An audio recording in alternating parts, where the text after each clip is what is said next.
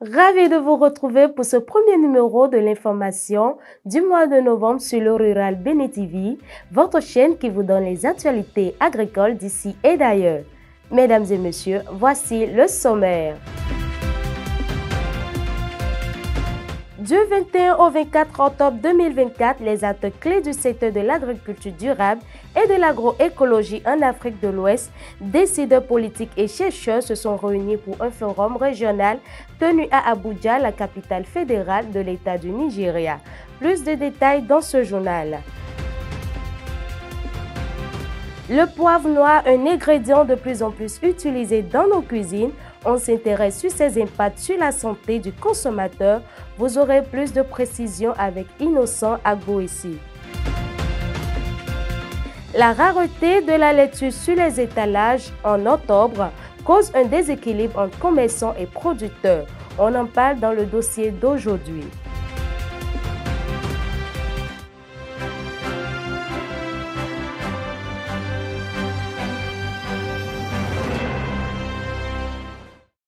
Nous sommes de retour sur ce plateau et nous commençons par les pronostics de la météo.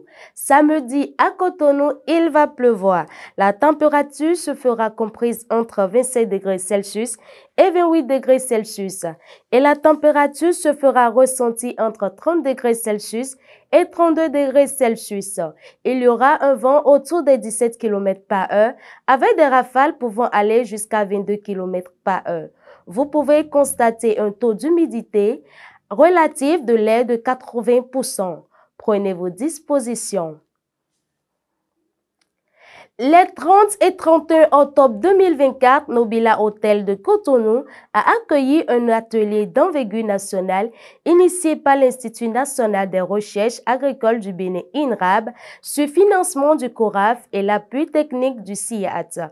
Cet atelier a pour objectif de créer un cadre de dialogue entre la communauté scientifique et les décideurs politiques autour des enjeux liés au changement climatique, à l'agriculture et à la sécurité alimentaire. Porté sur le thème « Financer la transformation des systèmes alimentaires et nutritionnels durables pour la souveraineté alimentaire en Afrique de l'Ouest à travers l'agriculture biologique et l'agroécologique », un événement majeur initié par 3AO pour discuter des solutions concrètes à mettre en œuvre pour répondre aux défis alimentaires croissants du continent. Quelques participants s'expriment suivant. Pendant 4 jours, la capitale fédérale du Nigeria a été le lieu de rencontre pour le forum régional pour réfléchir davantage sur l'agroécologie et l'agriculture biologique en Afrique de l'Ouest. Les participants félicitent les États et les organisations sous-régionales pour les efforts déjà faits en matière de politique et de stratégie. Nous pensons que c'est une opportunité pour les organisations de la société civile de faire partie de ce forum régional. Et notre avis, c'est que ça permet d'intégrer les femmes pour lesquelles nous travaillons dans le cadre de cette organisation. Le forum régional est tombé à point et c'est une occasion, une plateforme pour que des acteurs multiples puissent s'échanger, trouver des solutions et trouver des avenues à implanter dans nos différents pays. L'agroécologie, c'est évidemment l'avenir de nos sociétés et même dans le passé, nos ancêtres utilisaient cela et aujourd'hui, c'est important de se consacrer à cela pour pouvoir nourrir la population, nourrir l'Afrique de l'Ouest et puis nourrir toute l'Afrique. Face à certaines insuffisances, il lance un appel aux organisateurs afin de mettre plus de moyens en œuvre pour favoriser la vulgarisation et l'amélioration de l'agroécologie et l'agriculture biologique. Il faut étendre cette nouvelle technologie-là aux nouvelles agricultrices. Nous en avons discuté au sein des panels, au sein des travaux de groupe, des groupes de travail, pour que ces femmes-là ne soient pas laissées pour elles-mêmes. C'est un forum très intéressant qui nous a permis d'avoir des informations très énormes. Nous demandons aux organisations de ce forum de mettre les moyens pour pouvoir vulgariser toutes les informations que nous avions eues au cours de ces discussions pendant ces 4 jours. Nous, comme organisation de société civile, nous encourageons les autorités à prendre les bonnes décisions dans ce sens pour que l'agroécologie ne soit pas seulement des vœux, mais une réalité pour que nous puissions manger en santé. Et donc, les organisations de société civile ont un rôle crucial de plaidoyer, de mobilisation pour que les autorités politiques puissent agir. À l'issue de ce forum, il est possible d'espérer un avenir agricole durable à mettre en place pour répondre aux défis alimentaires croissants du continent. Le poivre noir, un épice très utilisé dans la cuisson des repas, un bon allié pour les consommateurs mais peut paraître nuisible à la santé. C'est ce qu'on peut retenir de ce reportage d'Innocent Agboissi, Jean-Jacques Toronon et Maurice Landé. Le poivre noir ou poivrier noir est une espèce de plante à fleurs de la famille des pipéracées.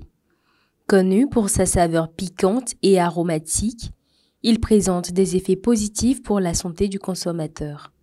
Nous pouvons distinguer au niveau digestif les effets tels que l'amélioration au niveau de l'absorption gastrique par la production d'enzymes qui permettent de sécréter aisément. Au niveau intestinal, cela permet l'absorption des nutriments et au niveau des reins, c'est un effet diurétique douce. Ça permet à la personne d'uriner aisément.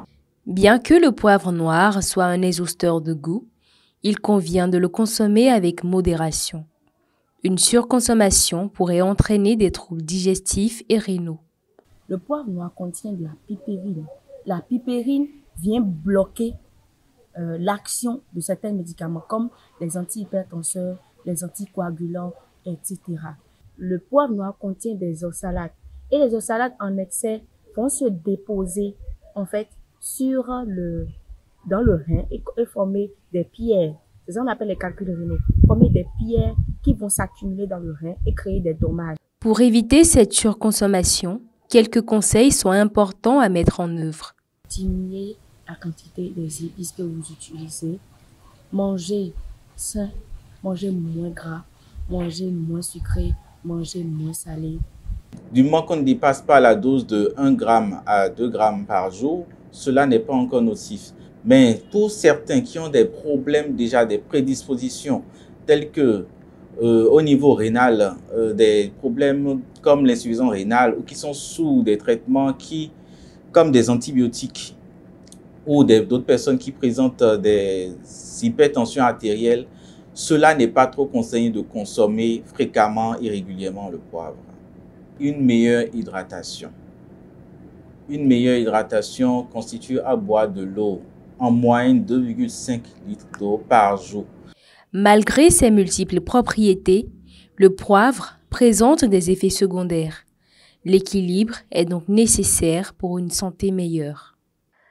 Lors du Conseil des ministres du 30 octobre 2024, le gouvernement béninois a approuvé la création du Centre national des produits biologiques à usage vétérinaire, une nouvelle structure publique au sein du ministère de l'Agriculture, de l'Élevage et de la Pêche.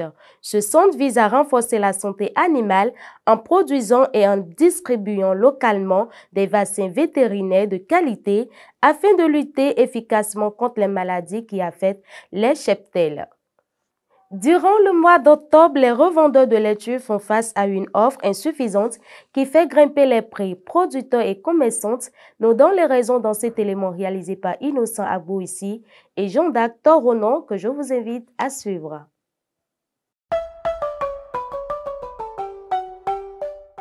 Alors que la demande ne cesse d'augmenter, notamment auprès des restauratrices et des ménages, l'offre de laitue est particulièrement limitée ce mois d'octobre.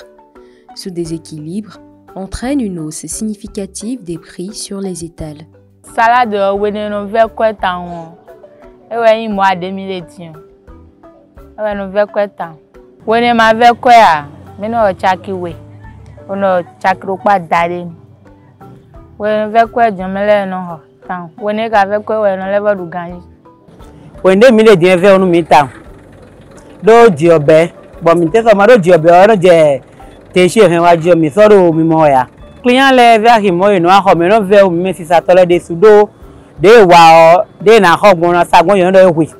Cette rareté s'explique généralement par des contraintes liées aux conditions de culture impactant directement la production.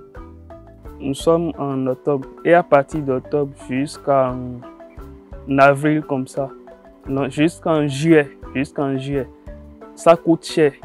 Et dès que ça coûte cher, beaucoup de personnes le font. Et parce que beaucoup consomment également la laitue.